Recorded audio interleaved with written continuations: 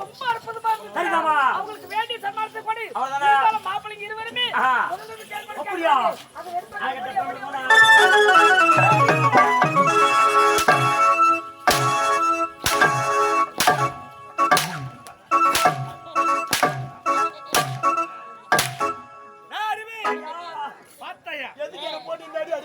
உன்னை எதுக்கு அடிக்கிறேன் அப்ப சொல்றேன். அந்த கிழட்டு மகாராணி என்னை பத்தி என்ன சொல்ற பார்த்தாயா? செருப்புக்கு சமம் என்றும் இரு ஜாதிக்கு பதம் இழிவாக பேசிட்ட மகாராணி. விடலாமா இவர்களை? இந்த நாட்டை அடைய வேண்டும் என்றால் இவர்கள் குடும்பத்தை கருவறைக்கு வளர்க்கிறோம்.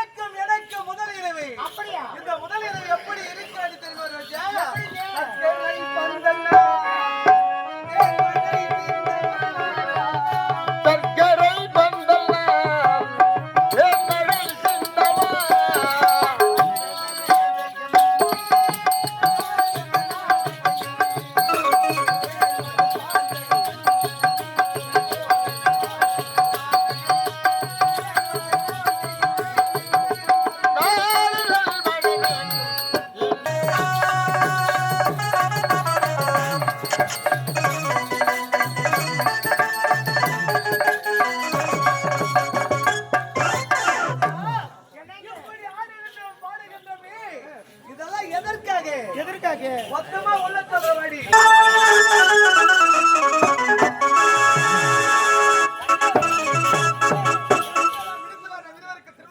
அப்படியா?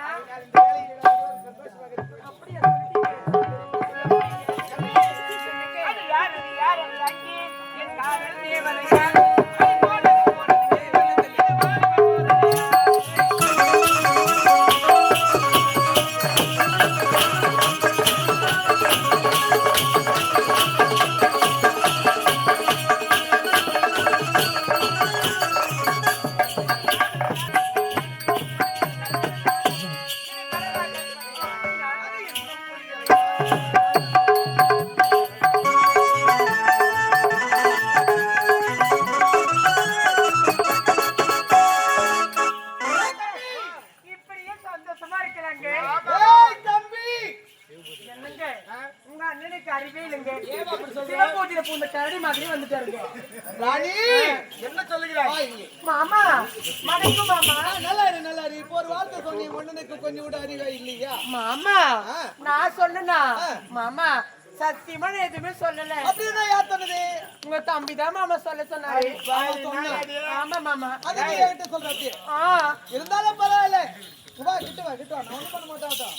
ஒரு நேரத்திலே நீ குழந்தையா இருக்கும் பொழுது உனக்கு ஜட்டி போட்டு அழகு பார்த்த மாமண்டி நானு என்ன பார்த்து இந்த வார்த்தை கேட்டபாரு அதுதான் மனசு ரொம்ப கஷ்டமா இருக்குது.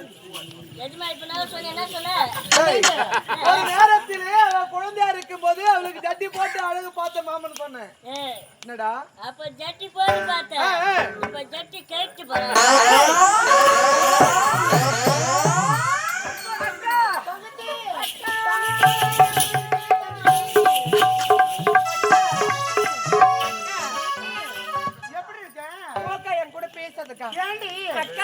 கல்யாணத்துக்கு முன்னாடி அடிக்கடி இந்த தங்கச்சியை பார்க்க வருவேன். எப்போ உனக்கு கல்யாணம் ஆச்சோ இல்லையோ மாமாவே கதியா இருக்கிற போக்கா. ஏண்டி உன பாக்க எனக்கு ஆசை இருக்க வரதுக்கு பக்கத்து அறையை விட்டு வரதுக்கு நேரம் இல்ல. வேலை நிறைய இருக்கு. இந்த வேலை அந்த வேலை சேர்த்து எவ்வளவு கஷ்டமா இருக்கு தெரியுமா அக்கா? பாக்கத்து நேரமே இல்லடி. எனக்கு மட்டுமா வேலை இல்ல? நீ வந்து பாக்கணும் தானே அக்கா. நான் சொல்றேன் இந்த வேலையில நீயா செய்யற?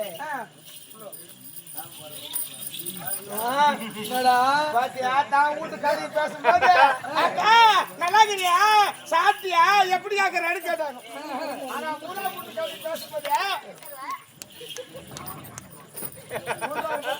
தம்பி பெண்கள் எப்பவுமே அப்படிதான். அதுக்குதான் ஒரே வீட்டுல 2 பொண்ணு கட்டக்கூடாதுன்னு சொல்றது. ஏண்டா 6 மாசத்துல கெட்டு போற குடும்பத்தை 6 நாள்ல கெட்டு குடிச்சவராங்க 2 பேர். அதை விடு. என்ன அவ்வளவு சின்ன நாம தான் புத்திமதி சொல்லணும். சொன்னா கேக்குறவங்க சொல்றாங்க. ரோஜா ராணி நம்ம வீட்டு கதை பேசும்போது நல்லா இருந்தது.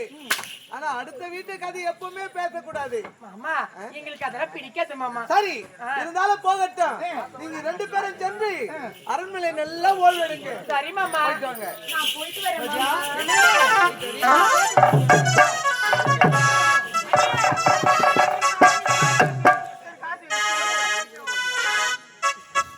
அண்ணா, நான் இப்படியா பேசிக் கொண்டிருக்கிறோம். மனைவியே கதி என்று இருக்கிறீர்கள் நீங்களும். இருந்தாலும் இந்த நாட்டின் மீது அக்கறை கொண்டவங்க பார்த்தீங்களா? இப்ப என்ன நடந்து விட்டது? நாட்டிலே ஏற்பட்டிருக்கிறது பஞ்சம். பஞ்சத்துக்கு காரணம் என்ன தெரியுமா? நமது கஜானாவிலே பணம் இல்லை. பணம் இல்லையா? ஆமா. கூப்பிடுற தளபதியாரே.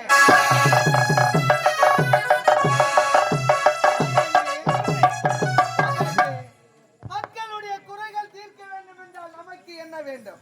மக்கள் குறை தீர வேண்டும், கஜானா பறக்க வேண்டும். அதான் இல்லையே.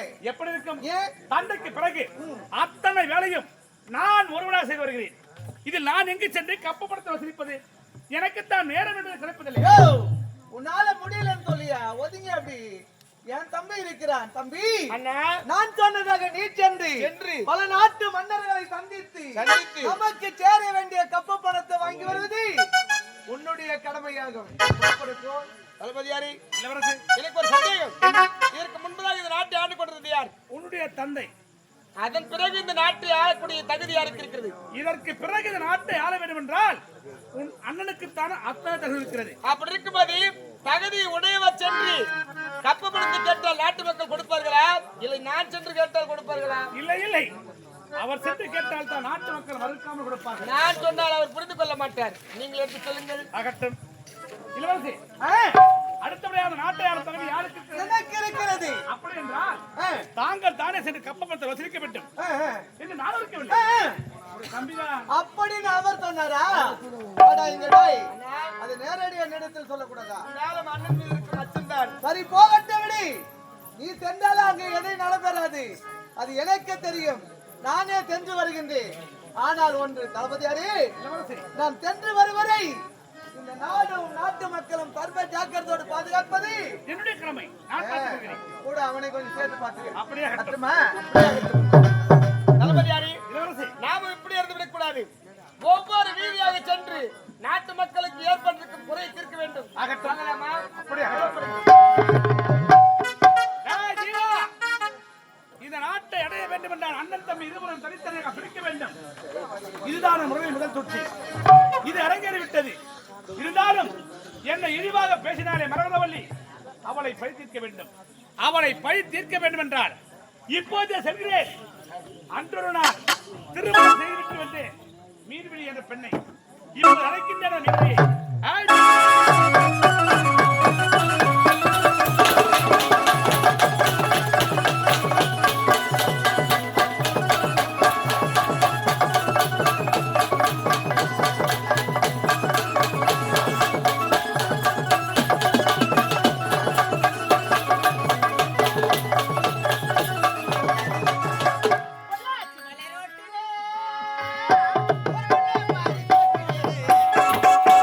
பொள்ளாச்சி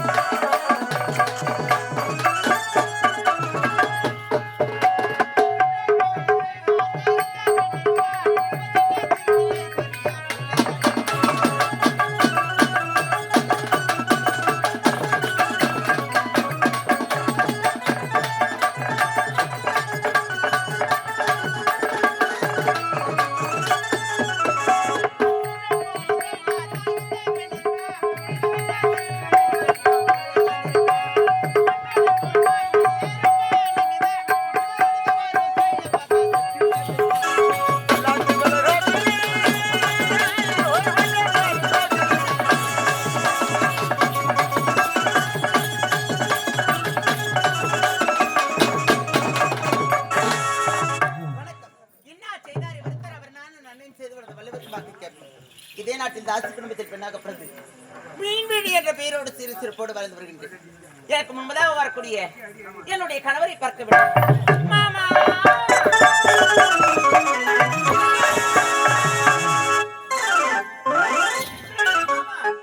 இத்தனை காலம் உன்னை பார்க்காததற்கு காரணம் இருக்கிறது. கல்யாணம் பண்ணி விட்டு போனீங்களோ அதோட சரி. அப்படியா? இது வரைக்கும் ஃபர்ஸ்ட் நைட் கூட நடக்கல. மீன்வெளி, கவலை வேண்டாம். First night, second night, third night மொத்தம் இப்ப முடிச்சிடலாம். அப்படியா? ஆமா. மாமா இருந்தாலும் இந்த நேரத்துல நான் பார்க்கின்ற பொழுது என் மனமெல்லாம் எப்படி இருக்கு சொல்லவா? சொல்லுங்கள் மாமா. மாமா, அடி என்ன வீராக்கம்மா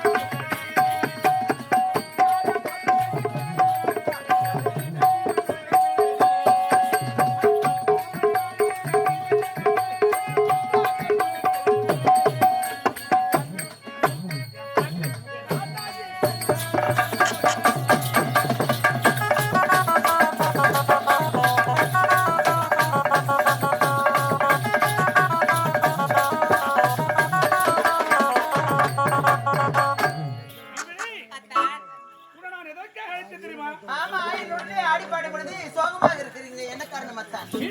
மாமா என்னுடைய நாட்டில் எனக்கு ஒரு பெருத்த அவமானத்துக்கு உங்களுக்கா? யாரினால் எப்பொழுது எங்கே அத்தான்?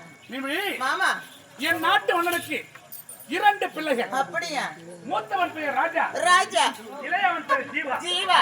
இருவரும் ஒரே மேல திருமணம் ஏற்பாடு செய்து. நல்ல விஷயம் தானே, திருமணம் ஏற்பாடு தானே செஞ்சீங்க. அதுல என்ன குறை இருக்கின்றது?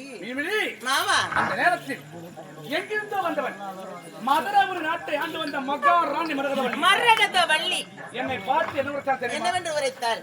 செருப்புக்கு சமம் என்றும் இது ஜாதிக்கு பிறகு இழிவா பேசிவிட்டார் மகாராணி. Oh my God! ஆனால் அவளை சும்மா விட்டீங்க. என்ன செய்வது? இதே வார்த்தை ஒரு ஆண்மகன் கூறியிருந்தார். அவன் வெட்டி சாய்த்து அங்கே வெட்டி சாய்த்திருப்பீங்க. ஆனால் கூறியது ஒரு பெண்ணாயிற்று. பெண்ணாக பிறந்தவளாச்சு. ஆகையால் உன்னுடைய தயவை நாடு நான் என்ன செய்யணும் சொல்லுங்கள, தட்டாமல் செய்து முடிக்கின்றேன். தங்களுடைய மீன்பிடி காத்துக் கொண்டிருக்கின்றேன். உண்மையாவா? நீ சொல்லு. சொல்லு, நான் பாத்துக்கிறேன்.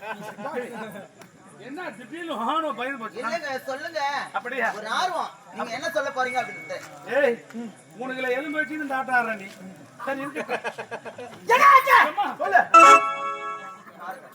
உம்மனாட்டி நான் சொல்லுவோம். அப்படியா? தைரியமா சொல்லட்டுமா? சொல்லு. தைரியமா சொல்ல போறேன். சொல்லு, கவலைப்படாத சொல்லு. தைரியமா சொல்லுவேன். சொல்லுங்க பட்ட குஞ்சி. ஐயோ, நான் தைரியமா சொல்ல போறேன். சொல்லு. மின்மி, இருந்தாலும் இந்த நாட்டை நாம் ஆள வேண்டும். ஆள வேண்டும். ஆகையால் மூத்த இருக்கின்றான் ராஜா. அவனை அயல் நாடு அனுப்பி வைத்திருக்கின்ற கப்பப்பணம் வசூலிக்க. கப்பப்பணம் வசூல் செய்வதற்காக அவனை நான் பார்த்து நீங்கள் பார்த்து கொண்டு விடுங்கள். ஆனால் இளையவன் ஜீவாவும் இருக்கின்றான். ஜீவா இருக்கின்றான். உண்மைதான். அவனை என்னிடத்தில் எடுத்து வந்தால் நான் என்ன செய்ய வேண்டும்? என்ன செய்ய தெரியுமா? என்ன செய்ய வேண்டும் அத்தான்? மதுவுக்கும் மங்கைக்கும் அடிமைப்படுத்த வேண்டும். ஓ, இந்த நாட்டையே எழுதி வாங்க வேண்டும். விடியற் காலை 5 மணிக்குள்ளாக இந்த நாடு நகரம் அத்தனையுமே உப்பு சட்டி வரவோடு தங்களுடைய பெயருக்கு வந்துவிடும். சொன்னதை கற்பூரமாக பிடித்துக் கொண்டாய். நிச்சயமாகத்தான். இனி எனக்கு கவலை கிடையாது. நாட்டை அழைத்து விட்டோம் என்ற சந்தோஷத்தில் உறங்கிக் கொண்டிருப்பேன். சீக்கிரமா வருகிறாயா? ஆனால் ஒன்று, இந்நாட்டு இளவரசனை இந்த இடத்திற்கு அழைத்து வருவது தங்களுடைய கடமை. அது என்னுடைய கடமை, நான் பார்த்துக் கொள்கிறேன். பார்த்து குறித்த நேரத்தில் ஜீவாவை அழைத்து வருவது என்னுடைய கடமை. அப்படியே ஆகட்டும். வரட்டுமா? பார்த்து போயிட்டு வாங்க. வருகின்றேன். பார்த்து வருகிறேன் நண்பனே. வருகின்றேன். பார்த்துங்க. வந்து கொண்டு தளபதியாரை காணவில்லை. எங்குதான் சென்றிருக்கிறேன் தெரியுமா? தளபதியாரே, தளபதியாரே.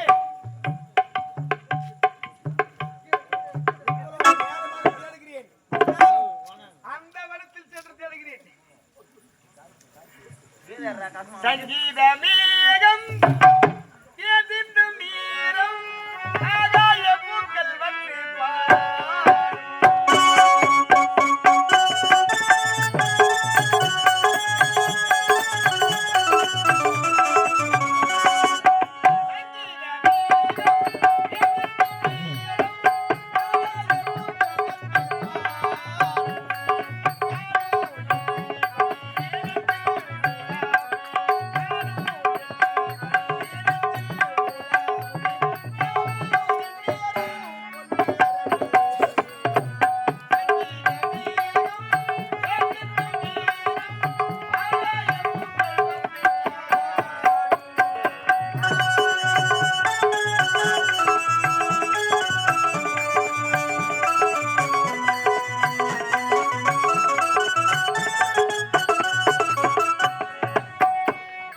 போகும் பாதை தூரமே வாழும் காலம் கொஞ்சமே ஜீவ சுக பெரும் நாக நதியினில் நீ நீந்தவா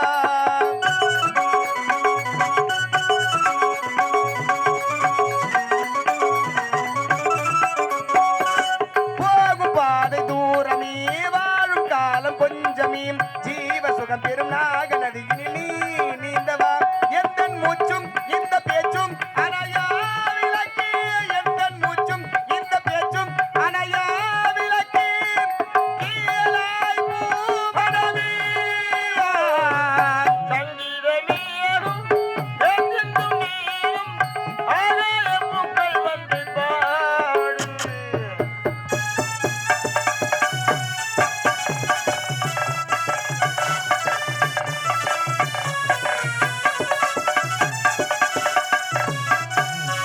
உள்ளம் என்னும் ஊரிலே பாடல் என்னும் பேரிலே ஜீவ சுகம் பெரும் நாக நதியினில் நீ நீந்தவா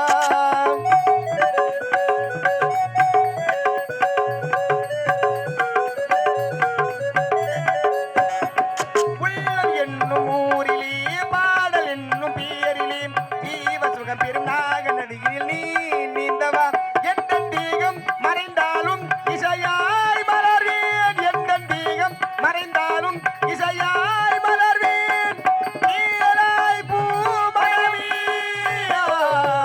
சங்கீத மேரும் எங்கெங்கும் நீரும் ஆகாய பூக்கள் வந்து பாடும்